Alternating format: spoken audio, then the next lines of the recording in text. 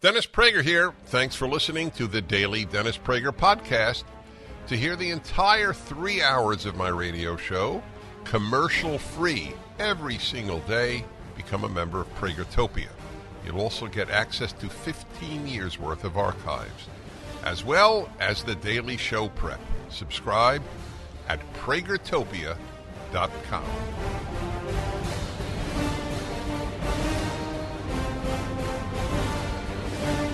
Hello, my friends. I'm Dennis Prager. Never say there's no good news. I have good news. College enrollment dropping. See that? You never know. You never know where your help will come from when you need the help of some good news. College enrollment drops even as the pandemic's effects ebb. By the way, everybody does it, including conservatives. It's a horribly, horribly misleading way of speaking. It's not the pandemic's effects. It's the lockdown's effects. And everybody says the pandemic. Schools were closed because of the pandemic. Schools were closed because they decided to close them. Or let's put it this way, more accurately. Kids were hurt not because of the pandemic, but because of the lockdown. That is the way to put it. Kids were hurt because of the lockdown. A generation of students may be weighing the value of college versus its cost, questioning whether college is still the ticket to the middle class. Did you see what Delta announced? Mind-blowing. I can't believe I didn't announce it on the air. I sort of did a dance in my house when I read it. Delta announced they're not going to require a college degree to be a pilot. For good reason. Yeah. What the hell does one have to do with the other? Yeah. Now, here, we're different. We require everybody who works at the Prager Show to have a PhD. But we're even rethinking that, you know? Because I don't have one, you don't have one, and Sean doesn't have one. So we are rethinking it. I'm what they call a grad school dropout. I was at Columbia University getting my master's in international affairs, and I weighed whether to write my thesis. I gave my thesis orally, and I weighed whether to write it or write a book. And I thought, another thesis on some aspect of Lenin, I don't think that's going to make any difference. It's going to be the proverbial tree that fell, and nobody heard it. On the other hand, I did write an introduction to Judaism, which became the best-selling English language introduction to Judaism and is still in print. And that's what I did instead of writing a master's thesis. So I waited too, in my way. The ongoing enrollment crisis at U.S. colleges and universities deepened in spring 22, raising concerns that a fundamental shift is taking place in attitudes toward the value of a college degree. I think that it is. I do think it is. And what would really make it clear is if more... Look up the Delta. I want to make sure it's not United. I think it's Delta. I always like to get, obviously, things accurately. But I think more companies just need to say that. Now, clearly, if you're a mathematician, then a degree in math is probably necessary. Although, even there, I think they should test you for knowledge, not for a degree. Well, what if you had a tutor on your own and saved hundreds of thousands of dollars? It's the old way of learning is with a tutor. It's probably the best possible way of learning.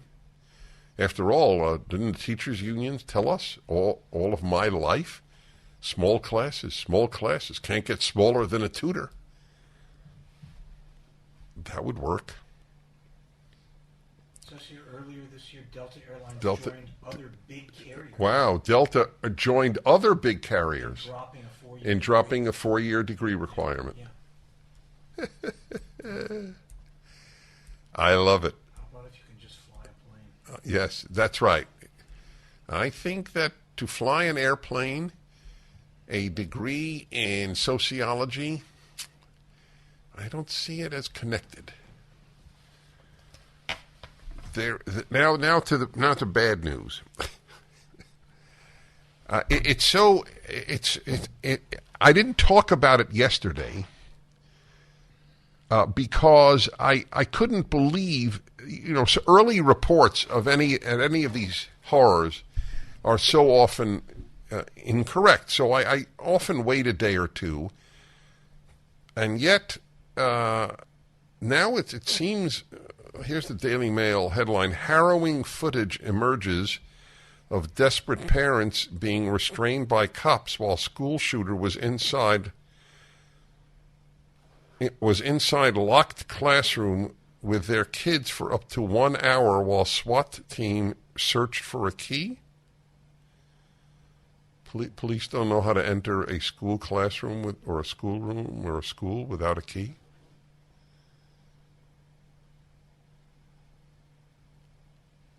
If I were one of the parents, my anger would be doubled. This really needs to be investigated. I mean, as you well know, I'm a big backer of the police, but if the police don't police, then there's nothing to back. Now, it's like firemen showing up and.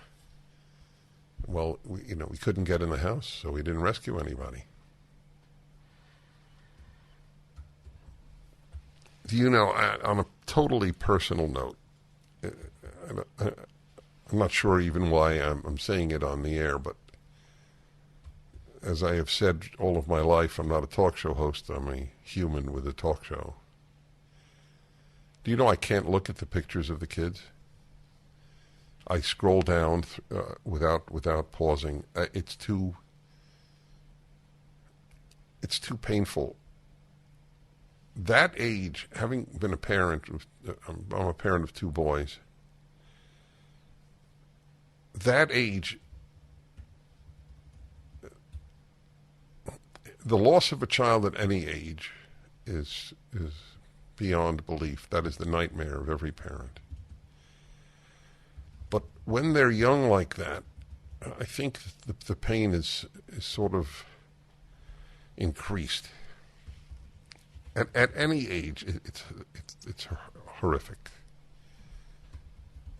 They're so lovable and so attached to you and so dependent upon you, and all you see is promise.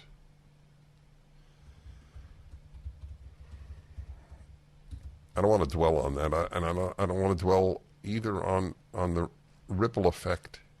Kids in that classroom, watching their classmates die. None of us, not one of you, unless you went through it, which is very doubtful, can imagine what that is like at any age. If I saw people I was seated next to in a classroom killed at my age, the word traumatic disorder is appropriate.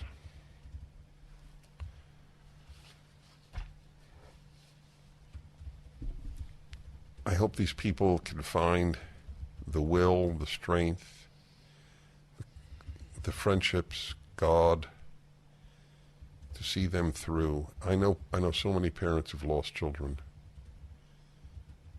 And people differ, obviously, in their marching on in life. But there is a route to marching on. I've seen this in couples for whom my admiration is extremely deep.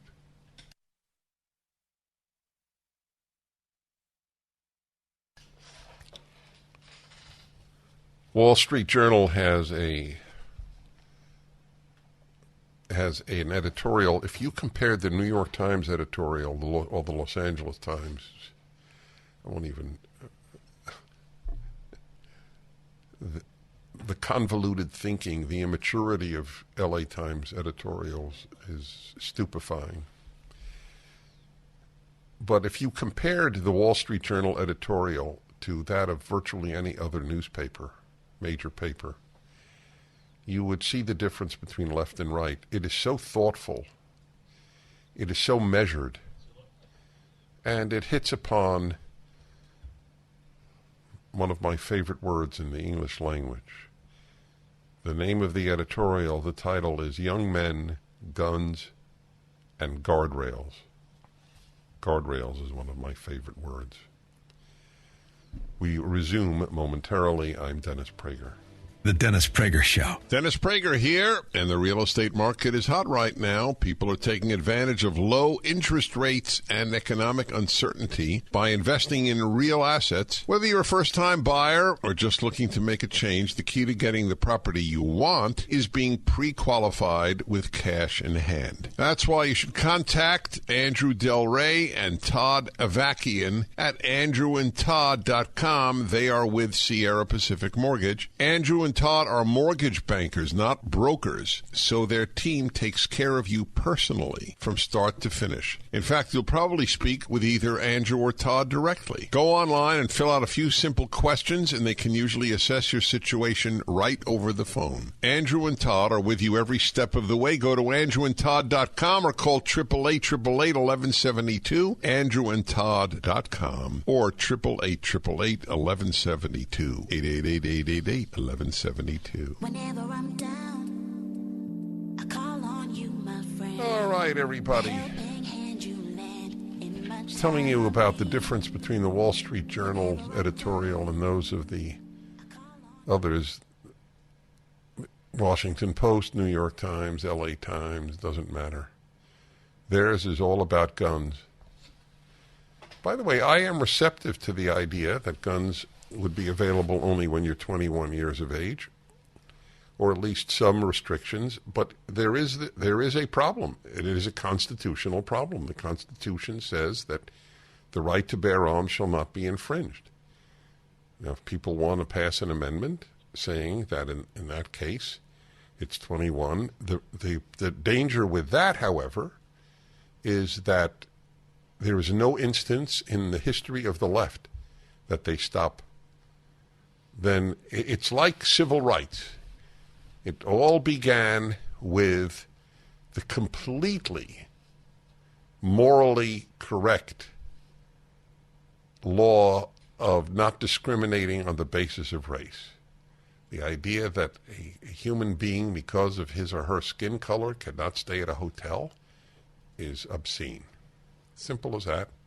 Most Americans knew it, so civil rights legislation was passed. It has metastasized now to the point where in various states it is now understood that to discriminate against a trans woman, in other words, to say that a biological male cannot participate in women's sports, that's now violating civil rights laws. That is what happens. The moment the left passes a law, they want to pass another law. You thought that LGBTQ would end with same-sex marriage? It's completely understandable that you would think that. What would you like now? And now you know what they would like now. To teach 5-year-olds about gender fluidity. So if indeed an amendment were passed that you have to be 21 to acquire guns or certain types of guns, it will not end there. That is the danger, because the left is completely untrustworthy.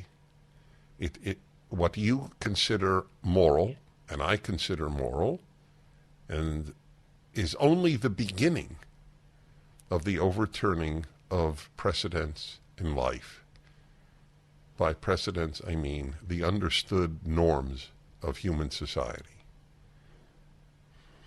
That is the object.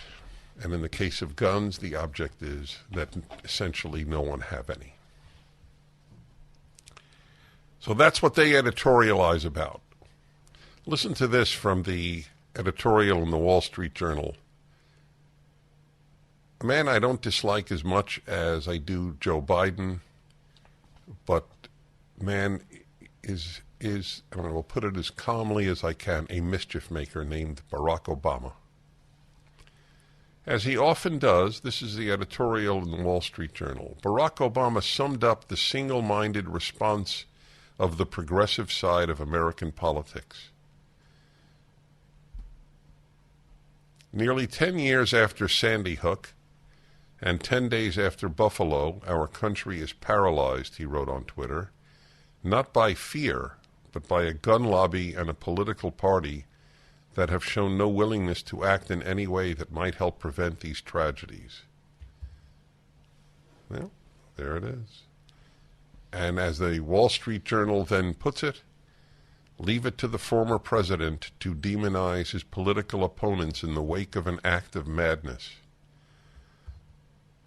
It's long past time for action, any kind of action, he ended his tweet. Note his default to action, any kind of action. It's a very intelligent point made by the Wall Street Journal. Anything, apparently, will do as long as it offers the self-satisfaction that we are doing something, even if it turns out to be futile or counterproductive. Do something. Do something. I would like to do many things, actually, in this regard, as I spoke yesterday at length. Under the heading of, do we need more gun laws or more fathers? And by the way, it turns out that his father was essentially estranged from his life. Did you read about that? Mother had her own issues,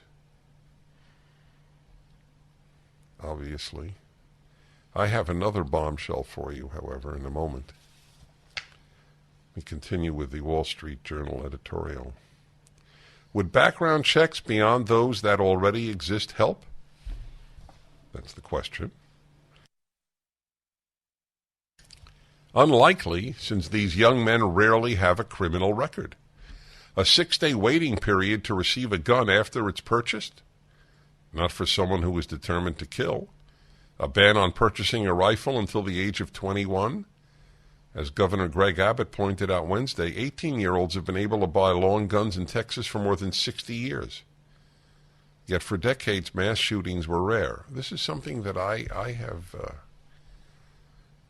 asked. Why, as you go back in the past, were there more guns or more gun availability and fewer mass shootings? Why? Maybe gun availability is not the reason.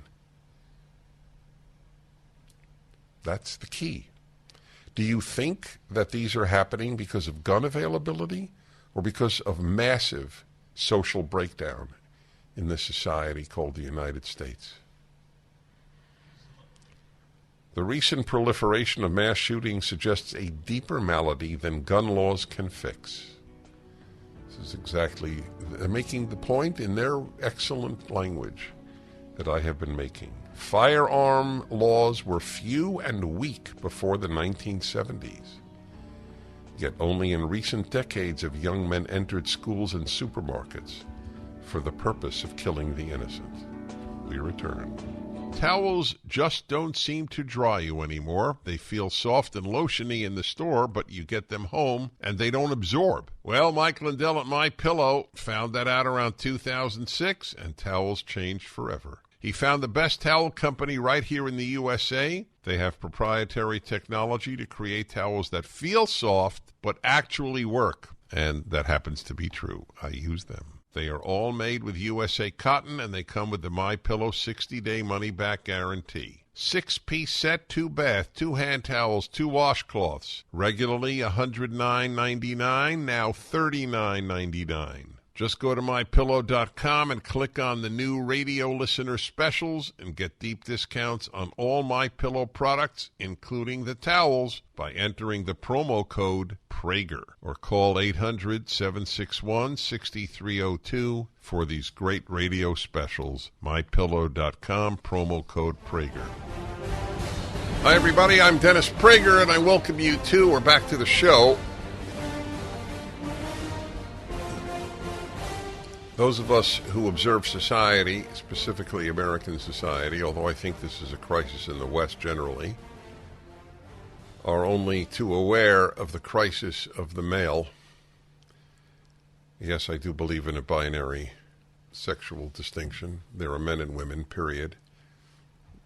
That there are men who think they are women and women who think they are men, I do not dispute.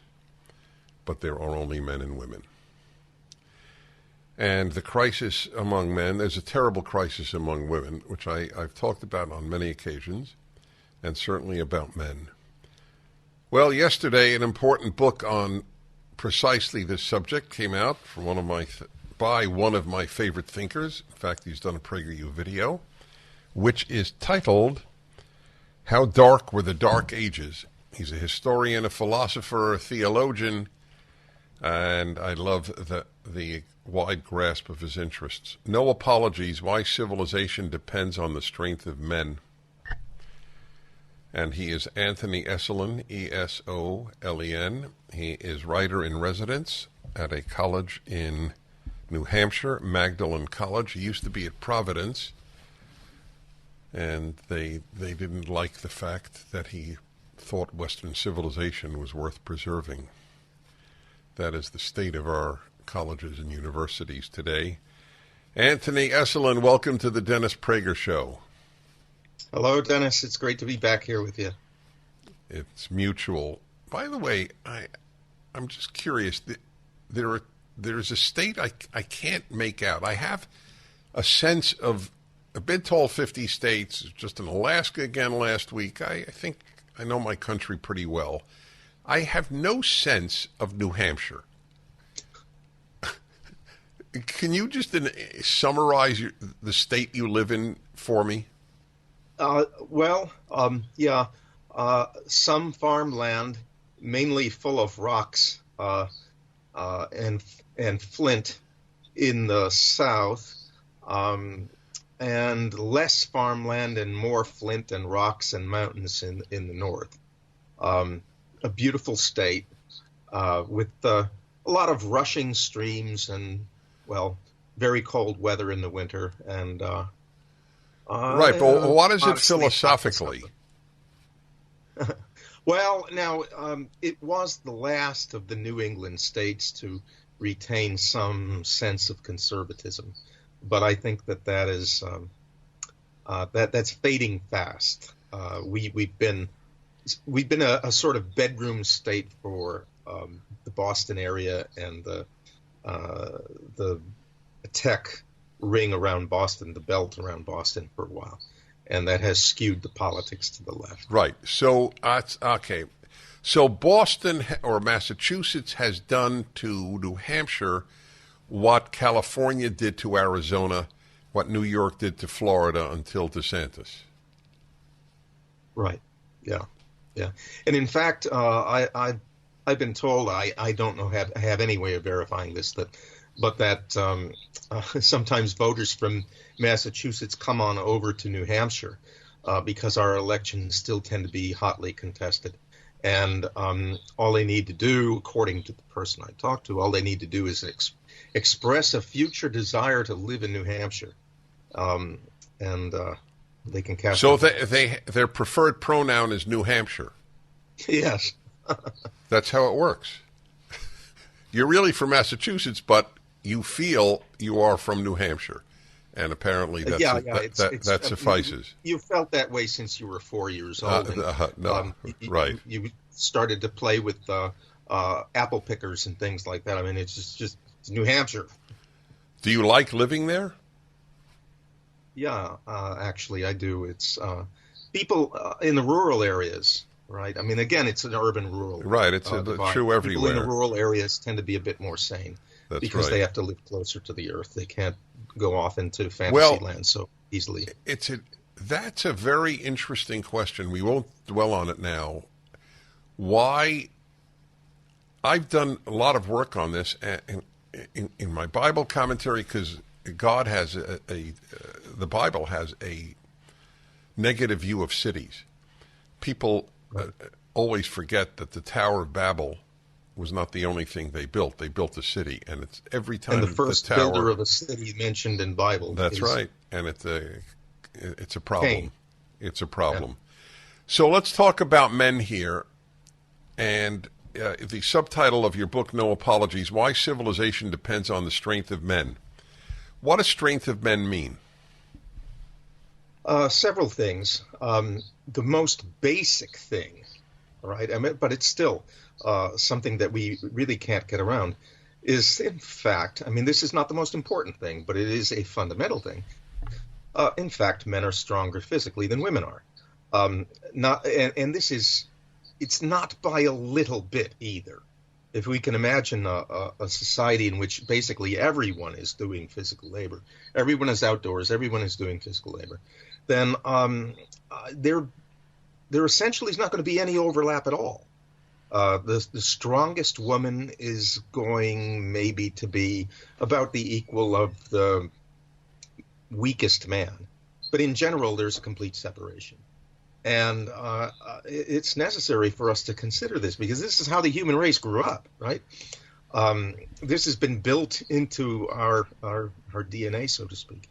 And everything that is of physical value, economical value, must stem somehow, even to this day, from something that is taken from the earth and transformed, or something taken from the water and transformed. Everything, basically. Stone, oil, metal, whatever, right? Ultimately, it's all got to be based on that, and none of that work gets done. If the males of the species were... we're breaking up a little bit there, Sean. And we've frozen. And we froze, yeah. Okay.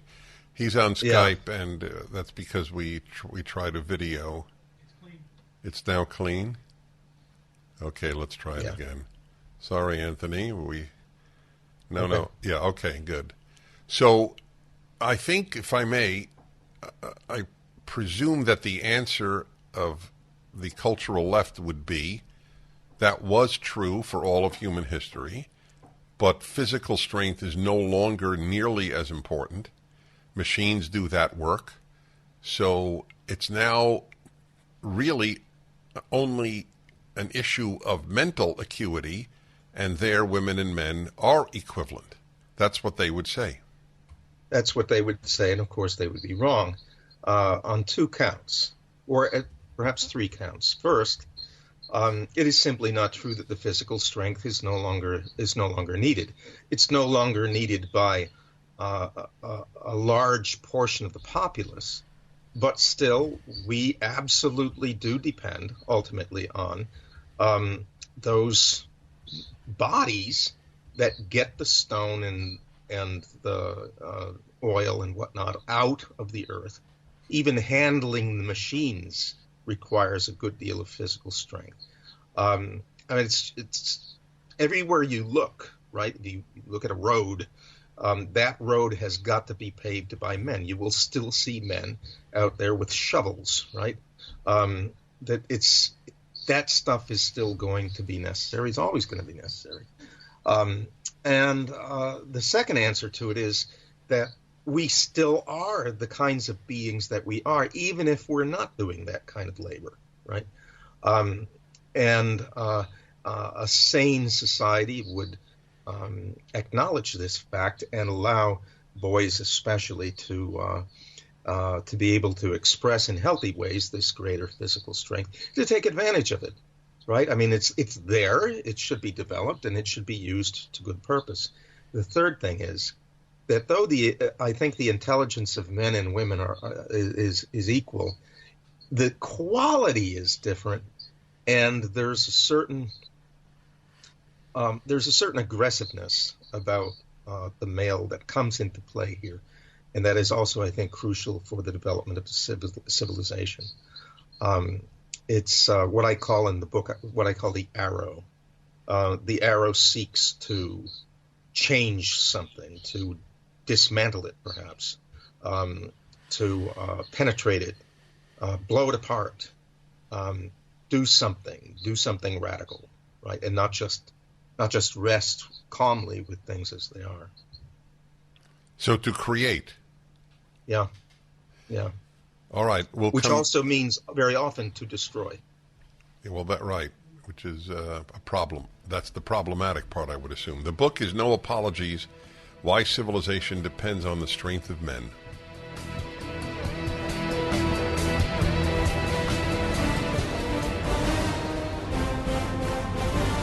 Hi, everybody. Dennis Prager here. Devoted a vast amount of time to the murders in Texas. Obviously, that will be an ongoing subject. But there are other items in the news and in our life. Energy is a big one. I think the biggest reason for our inflation, well, there are two that are tied. One is we print money the way people print anything with their printer. It's just the government prints money and devalues the money by doing so. Devalued money is inflation. The other is that we're spending so much more for energy because this administration decided to make America dependent on others for energy rather than independent, as was done the 4 years previous to this administration. I think the best thinker on the fossil fuel issue is Alex Epstein. Is it Epstein or Epstein? I always ask you that. It's Epstein. That's why I knew when I said it that I might be wrong, and I was wrong.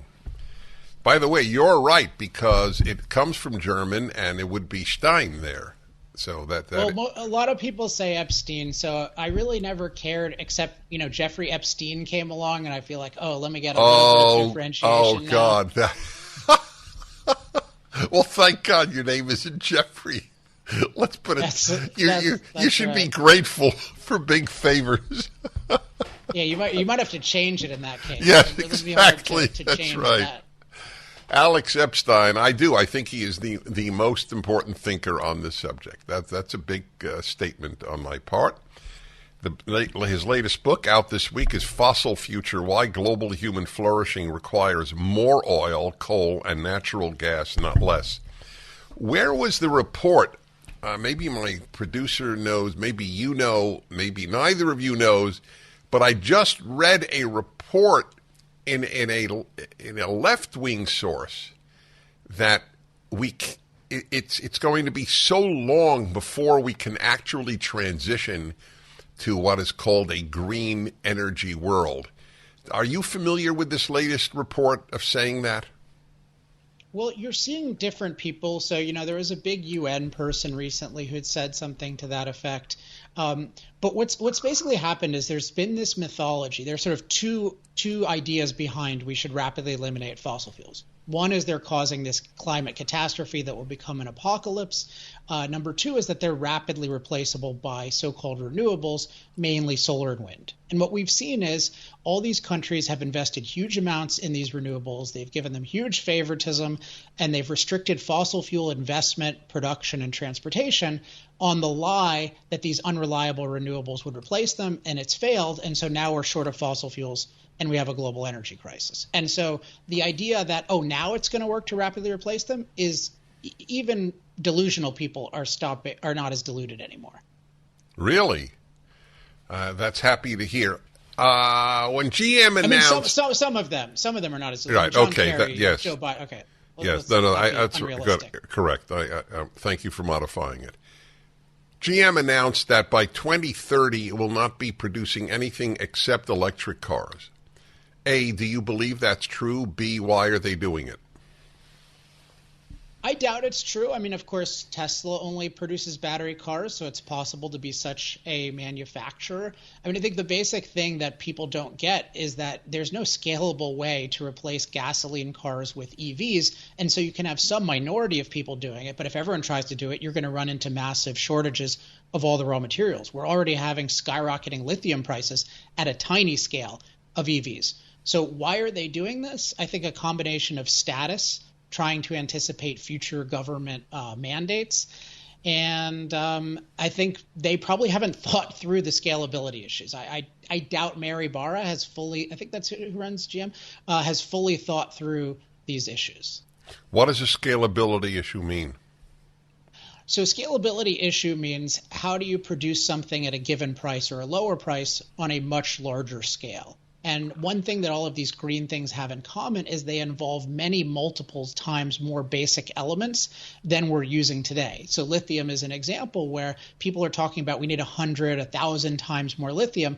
We never have that kind of scaling and keeping the cost low. And we're already seeing with a modest amount of scaling that the cost is going sky high. So whenever you impose a very artificial crash timetable on the market, you get these drastic price increases, which these people are not factoring in. So I'm going to ask you another question related to the electric car, and it might be just a very simplistic, not just simple question, but I don't care. I don't know the answer, so I'm asking you. Since we're already experiencing, you and I both live in California, we're already experiencing brownouts almost every summer, where simply the electricity dies for a certain number of hours in one of the most advanced democracies in the history of the world, and one of the richest, and this is happening as well in Germany. So where is all the electricity going to come from to power all these cars? It's unfortunately not a dumb question or a naive question. It's a question that people haven't really thought through. And one of my big points in Fossil Future is this idea that we're going to rapidly replace fossil fuels is not a really thought through idea by people with a real plan. Otherwise, they would just compete on the market and perform.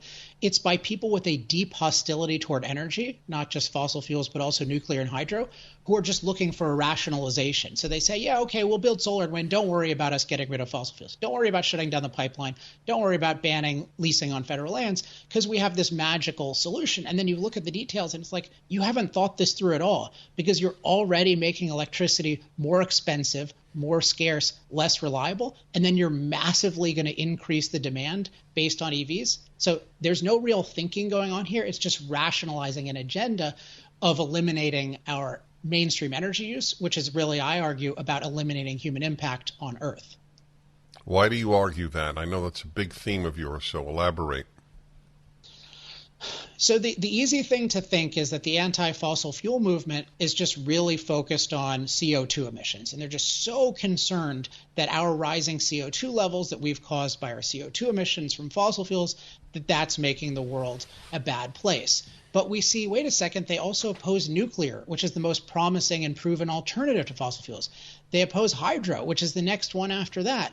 And then with solar, wind, and batteries, they oppose mining, which needs to be scaled up massively. And they oppose massive amounts of development, which are needed for transmission lines and for building the things. And so what you see is the common denominator in this anti-fossil fuel movement is not a concern about fossil fuels. It's a hostility toward all forms of energy because all forms of energy involve impacting nature. And the core thing I say about this in Fossil Futures, the goal that's animating the green movement and in diluted form much of the population is not advancing human flourishing on Earth, but eliminating human impact on Earth.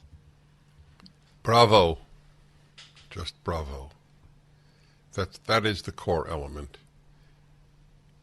And I don't know where it emanates from, because I suspect it is new in history. Certainly in any sort of. Oh, go ahead. So where did it take place before? So the way I think of it is, I think of our modern environmental movement as a primitive and anti-human religion. And I think it can only be understood that way. And so that has two core beliefs. One is that human impact on nature is evil. So you can think about that as a commandment, thou shalt not impact nature. And then the other view is that human impact on nature is inevitably self-destructive. So if we anger the God of nature, by impacting it, it's going to punish us. And global warming is a kind of secular hellscape that we're going to experience. And so the second view is this view that Earth is what I call a delicate nurturer. It exists in a delicate nurturing balance that's stable, safe, and sufficient. So it's all good until we ruin it by our evil impact, because we're just these parasite polluters who ruin everything.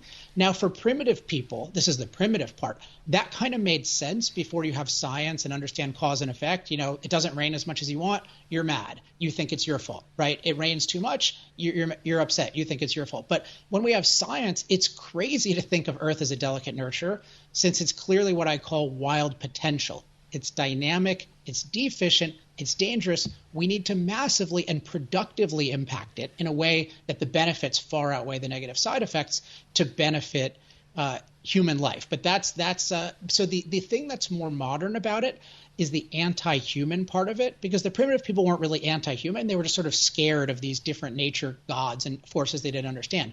But the deep hostility toward human life, that's new. This is something you see emerging. Yeah, I mean, you see it with Rousseau. You see it with a lot of the people who have resentment over the successes of industrialization. I think there's a lot of envy there. And a lot of people like the idea that human impact is bad, because even though it makes them bad, it makes us worse. The book is Fossil Future, up at my website.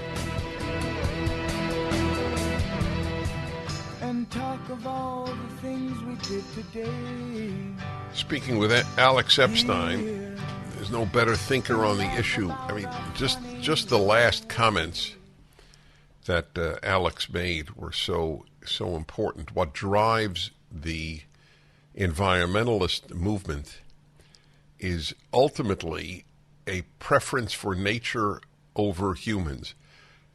I know you're not religious, Alex, but I still think you'll appreciate there is a deep hostility to the Judeo-Christian value system on the left, and part of that system is the biblical command that we subdue nature, and they hate that. Is that fair to say? Yeah, definitely. I mean, I would regard Judeo-Christian tradition on this issue as much more rational in terms of the proper relationship between man and the rest of nature. I think if there are basically two alternatives. You want to eliminate human impact on Earth or advance human flourishing on Earth. And I think a lot of people, religious and non-religious, stand with me on we want to advance human flourishing on Earth, and we don't believe that our impact is evil. I call that human racism, because it's the belief that anything the human race does is bad and everything the rest of nature does is good. My God, is that correct? But obviously you still have to answer, because they'll say, oh, what are you talking about? We're the ones who want to protect humanity from the apocalypse, the word you used earlier, of global warming. So what's your answer to that? Well, the thing I mentioned before is relevant, that their policies are totally inconsistent with that stated goal, because there's also a hostility toward nuclear, hostility toward hydro, hostility toward mining. So it shows that the movement is wrong, but doesn't show that that issue is wrong. And so I think the first thing that everyone has to acknowledge, and almost no one does acknowledge, is that fossil fuels have made us unbelievably safe from climate so far. So we can talk about the future, but the present is we're actually not in a climate crisis, we're in a climate renaissance. Because the rate of climate-related disaster death, which we can quantify, is down 98% over the last century. That means you and I are 1/50th as likely to die from a climate-related cause, and yet the UN doesn't talk about this in its Intergovernmental Panel on Climate Change, not just in its public relations, even in its multi-thousand-page reports. It omits the fact that we're safer from climate than ever, and that clearly fossil fuels are a major cause, because what heats us when it's cold, right? What cools us when it's hot? What provides us irrigation? What allows drought relief ships to save millions of lives? It's fossil-fueled machines. And so my argument is, all of these people talking about this issue, they are ignoring the massive benefits of fossil fuels, including their climate mastery benefits, and they are catastrophizing their side effects, which means they're overstating the amount of warming and other impacts that occurs. And crucially, they're totally denying our ability to overcome those things through mastery. So I regard it as there's an epidemic of climate mastery denial, and that's what's driving this apocalyptic thinking. That's right. That's excellent. We have been able to deal with climate? I mean, and specifically, the threat, they say, of the inundation of coastal areas by rising sea levels. So I always have one question is, why do so many of them buy houses on seashores, whether the West Coast or the East Coast or the West Coast of Florida, the Gulf, the Atlantic, the Pacific? Why wouldn't they only buy inland houses? But they seem not to care. Is that a fair question? I think it's a very fair question. I mean, I live in Laguna Beach, and I would really like to buy a home. Maybe if I next to the beach, if I sell enough books, then it'll happen this time. But unfortunately, the prices are not going down.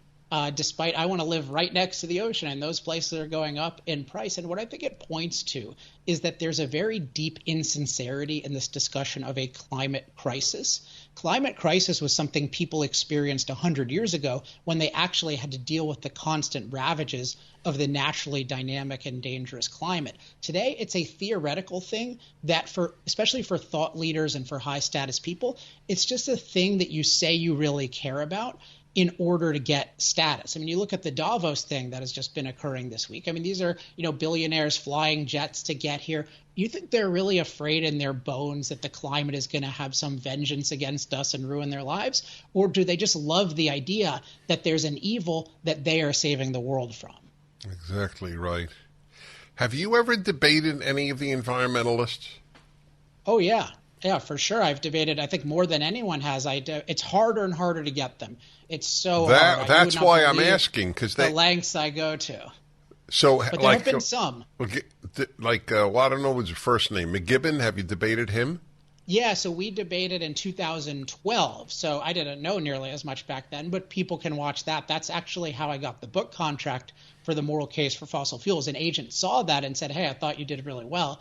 You should write a book. And believe it or not, Penguin Random House picked it up, and then they picked up Fossil Future as well. And I most recently debated a guy named Andrew Dessler, who was featured on the Joe Rogan Experience podcast. And so he just spread misinformation and distortion to 11 million people. So it was a good thing that I got to debate him, and people can find that on YouTube if you just search my name. When did you debate Dessler. him? This was just a few months ago in Colorado. Well, it's I'm delighted. Would McGibbon debate you again? He really shouldn't. I shouldn't say that. Yeah, go ahead. Come debate me. I mean, I don't know. If someone wants to set it up, look, I will debate anybody if someone wants to set it up. Exactly. I would love to set it up. I offer regularly large sums of money to any New York Times columnist who's on the left, which is 99% of them, who would debate me. And of course, they never do. They don't debate, and they're right to. Can I tell them we can have a forum on your show if they'll debate me? Oh my God, would we? I would have it videoed professionally. You have no idea how I would welcome that. Absolutely, we would do that. I would give you a big chunk of the show to do that, because I'll tell people. Yes, please, absolutely. The book is Fossil Future. Alex Epstein knows a tremendous amount, but he understands a tremendous amount. The animating impulse, you've really explained it well, is the opposite of human flourishing. It's like between the contest of nature and humans, they're rooting for nature. How's that, everybody? Yeah, they've singled us out as the worst as part. the and villains. I would say that. All right, hold on there. Hold on. Again, Fossil Future. It's up at my website, and we continue. The Dennis Prager Show.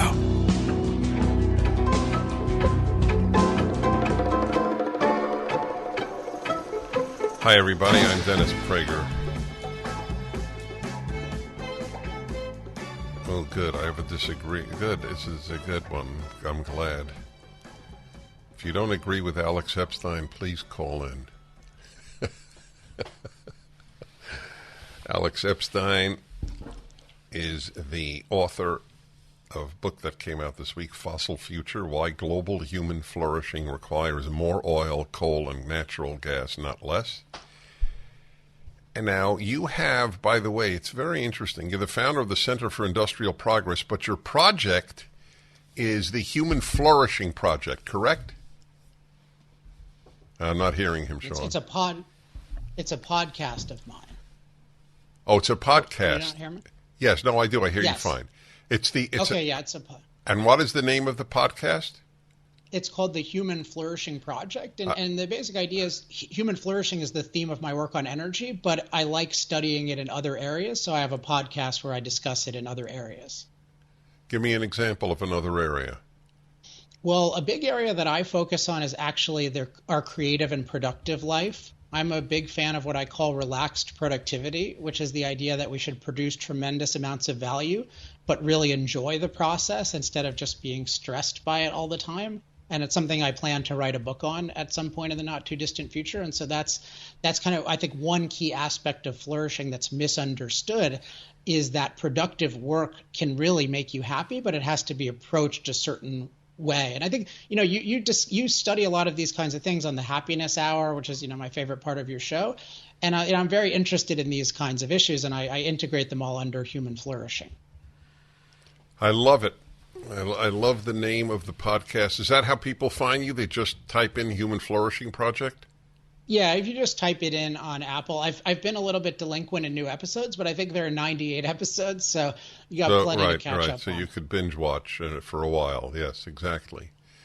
Back to all right. Let me take the Sacramento, California. Mark, hi. You're on with Alex Epstein and me. Hi. Hi guys, how you doing? Alex, congratulations on the book. I've been waiting Thank for you. a new book because I've been waiting for the opportunity for you to debate me. I'm Mark Roush. I'm the author of the Ethanol Papers. We've emailed before about this. You have run away. Dennis Prager's show is the perfect place for the two of us to debate. I disagree completely with the premise that fossil fuels are beneficial, and I disagree completely that there is a moral case to be made for fossil All right, fuels. forgive me. I know you're addressing this to Alex, but I just don't understand your first point because it doesn't sound quite right. You don't think that fossil fuels have made modern civilization possible? No, the inventions have made civilization possible, modern civilization, not the fuel. Well, where would we get the energy to make the inventions?